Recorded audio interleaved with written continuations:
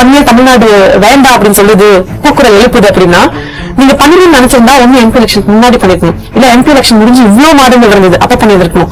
ஒரு மாசம் டைம்ல நீ முடிச்சே ஆகணுங்கிற பிரஷர் போட்டு ஒரு மாசம் நீ அப்டேட் பண்ணி உனக்கு ஏதாவது மாத்தணும் அப்படின்னா அதுக்கு உனக்கு ஒரு மாசம் டைம் கொடுத்து, இந்த டைம் பீரியட் எப்ப கொடுக்குறாங்கன்னா கவர்மெண்ட் டிசம்பர்ல கொண்டு வராங்க.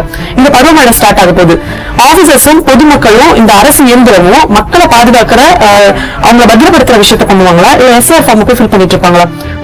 எஸ்ஐஆர் ஃபார்ம் ஃபில் பண்ணணும்னு மக்களும் பெரிய மன உளைச்சல் இருக்காங்க. ஒருத்தர் போய் எஸ்ஐஆர் ஃபார்ம் நான் போய் எடுத்து ஃபில் பண்ண அப்படின்னு சொல்லவே முடியாது. இருந்தாலும் வீடியோ பார்த்து ஃபில் பண்ணக்கூடிய நிலைமைன்றது இங்க இருக்கு. எஸ்ஐஆர் ஃபார்ம் ஏதாவது சின்ன மிஸ்டேக் வந்தா கூட உனக்கு வந்து ஓட்டு போடுற உரிமை கிடையாதுன்னு சொல்லிட்டாங்க.